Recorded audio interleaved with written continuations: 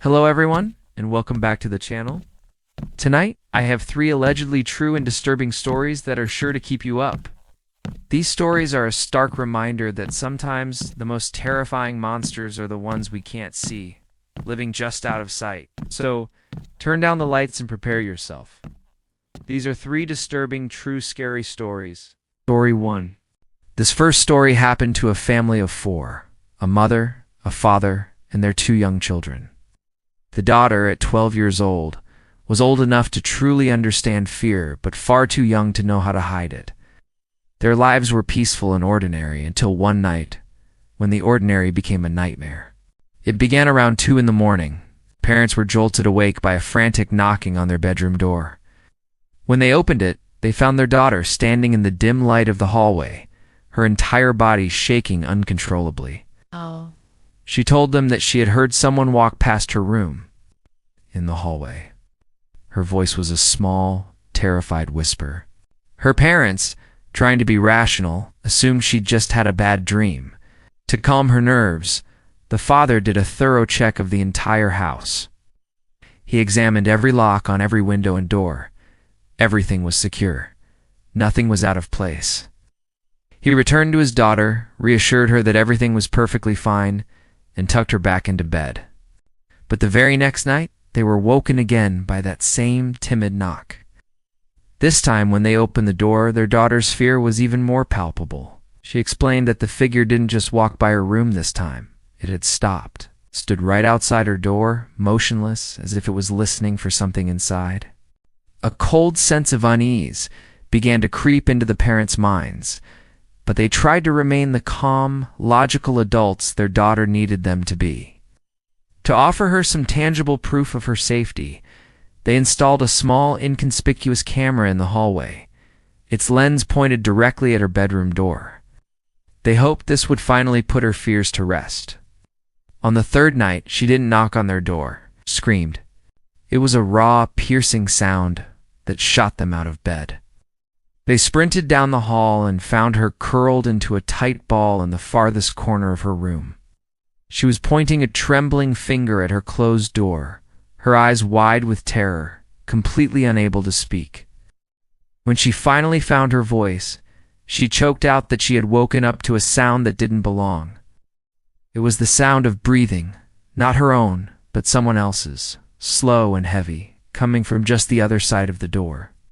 With their own hearts pounding in their chests, they checked the camera footage. At exactly 1:53 a.m., the hallway lights flickered for a moment. Then, a tall, slender figure stepped into the camera's view, emerging from the shadows at the end of the hall.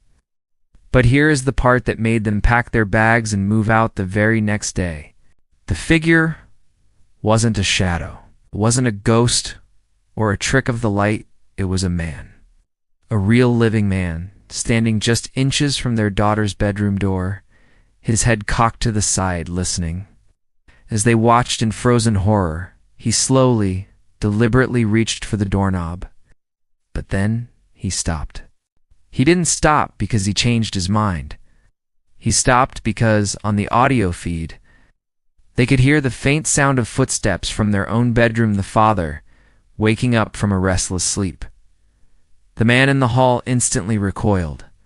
He sprinted silently to the end of the hall, opened the attic hatch above, and climbed up into the darkness.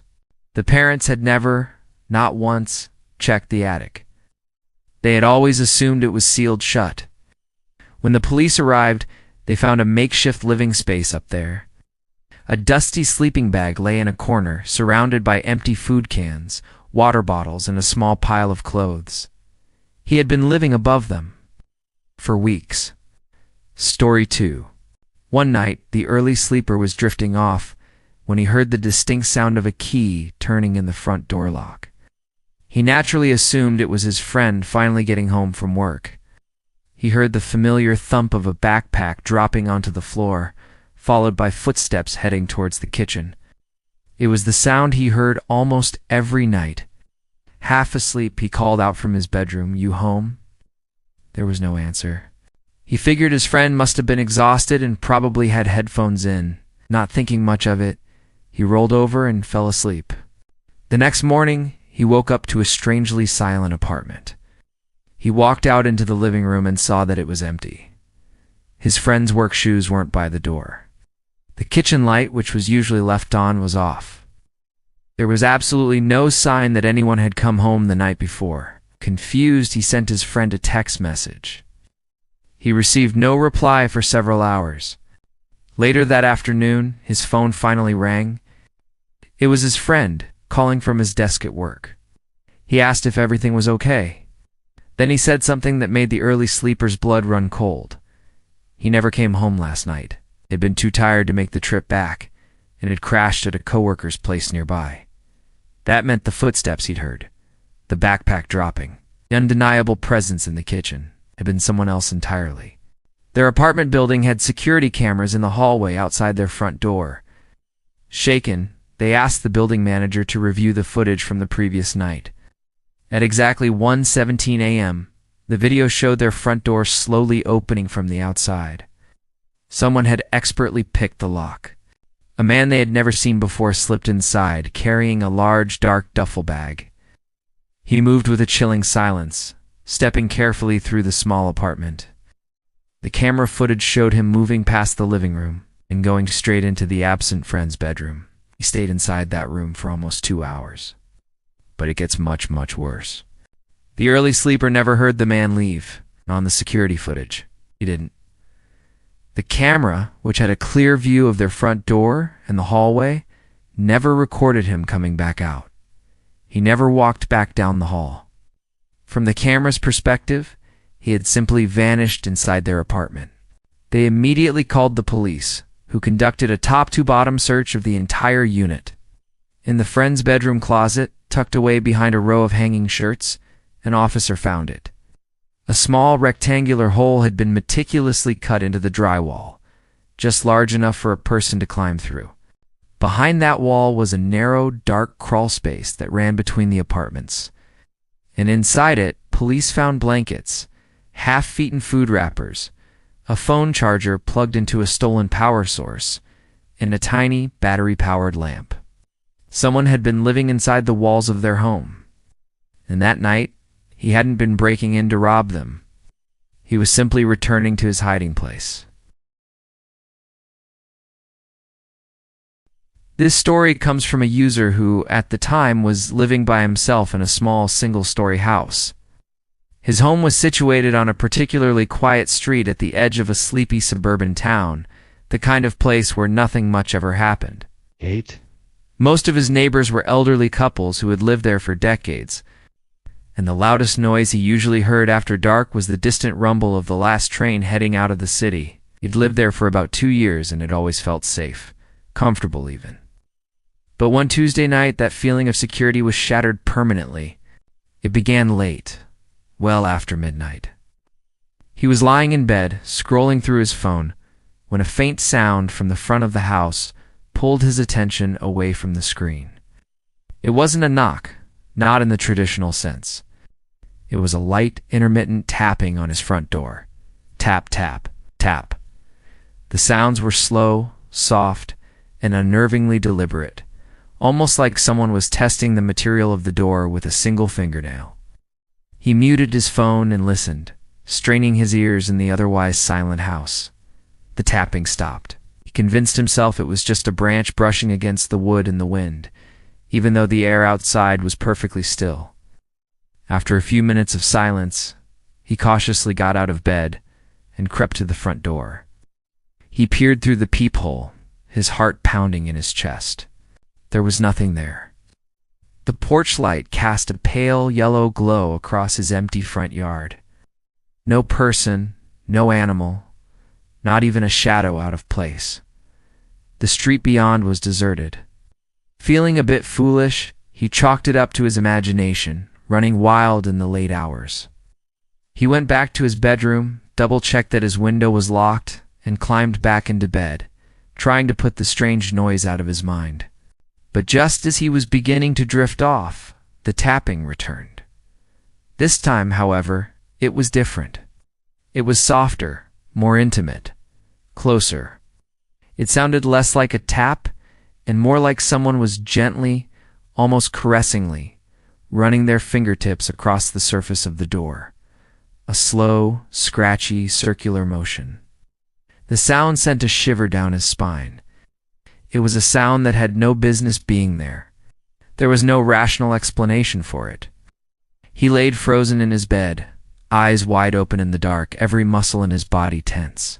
He didn't dare move, just listened. The house fell silent again, but sleep was now an impossibility. He lay awake, listening to the quiet hum of the refrigerator and the ticking of a clock in the living room, sounds he usually never noticed. Time seemed to stretch on forever. He glanced at his phone. It was 3:10 a.m., and that's when he heard it. A distinct metallic click from the direction of the front door. It was the sound of the doorknob turning, just a fraction of an inch. A moment of silence, then another click, and another. The movements were incredibly slow, almost silent. Someone was methodically, patiently, trying to jiggle the lock open from the outside, attempting to gain entry without making a single loud noise. A wave of cold dread washed over him. This wasn't a random occurrence. Someone was actively trying to get into his house. He quietly slipped out of bed, his mind racing. His first instinct was to hide, but a surge of adrenaline and anger took over. He grabbed the heavy Maglite flashlight he kept on his nightstand and, taking a deep breath, yelled out in the deepest, most commanding voice he could muster. "Who's there? I know you're out there. Calling the police." As soon as the words left his mouth, the doorknob stopped moving. The clicking ceased. The only sound was his own heavy breathing. He stood in the hallway, flashlight clutched in a white-knuckled grip, waiting. An entire minute, which felt like an eternity, passed in absolute, unnerving silence. He thought maybe he'd scared them off. Maybe they had run. But then a new sound began. Footsteps, but they weren't the sound of someone running away from the house. They were the sounds of someone walking asterisk around asterisk it. The steps were slow, heavy, and punctuated by a strange rhythmic dragging sound. It was the sound of someone circling his home, dragging something heavy along the grass. His blood ran cold. This person wasn't giving up. They were looking for another way in. Fumbling with his phone, his fingers shaking, he dialed 911 and whispered his address and the situation to the dispatcher, assured him officers were on their way. While he was on the phone, huddled in his living room, he heard the dragging footsteps stop right outside the window. He held his breath. A few agonizing seconds later, he heard a faint squeak. It was the sound of a window pane sliding upward. He sprinted down the short hallway to his spare bedroom, the room he used as an office. The dispatcher was still on the line, telling him to stay put, but he had to see. He burst into the room, and his heart stopped. The window was already halfway open, and reaching in through the gap was a hand. It was a grimy, dirt-caked hand, with long, yellowed fingernails and a tapestry of scars across the knuckles. The hand was blindly feeling around the inside of the frame, searching for the window lock to open it further. For a split second, he was paralyzed by fear. Then his eyes moved from the hand to the face of the man outside. It was gaunt, with hollow eyes that seemed to burn with a terrifying intensity. The moment their gazes met, the man's expression didn't change to one of surprise or fear, but to one of cold, predatory recognition. And then, as quickly as he had appeared, the intruder ripped his hand back out of the window and sprinted off, disappearing into the darkness of the neighboring woods. The only evidence he'd been there was the open window and the lingering sense of violation. The police arrived just a few minutes later, their sirens wailing through the quiet neighborhood. They took his statement and did a thorough search of the property and the surrounding area. They found a clear set of footprints in the soft soil beneath the window, leading from the front of the house and then disappearing into the dense woods that bordered his property. And next to the footprints, partially hidden in a bush, they found a small, disturbing pile of tools. There were lockpicks, a pair of wire cutters, and a set of thin leather gloves. But what made his stomach turn wasn't just the tools. It was what the lead police officer told him after they had finished their search. The officer looked at him with a grim, serious expression and said, "Sir, based on what we found, I don't think this was a simple burglary attempt. He wasn't trying to steal from you." The officer paused, letting the weight of his next words sink in. He brought a knife, a big one, and he brought a roll of rope. Whatever he wanted. It wasn't your belongings. He never found out who the man was, or what his true intentions were. The police never caught him. But the officer's words echoed in his mind, a constant, chilling reminder of how close he had come to a fate far worse than just being robbed. After that night, the house no longer felt like a home. Every creak, every shadow, every late-night sound sent a fresh wave of panic through him. He couldn't shake the image of that scarred hand or those empty, haunting eyes. A week later, he packed his things and moved. He never spent another night in that house again.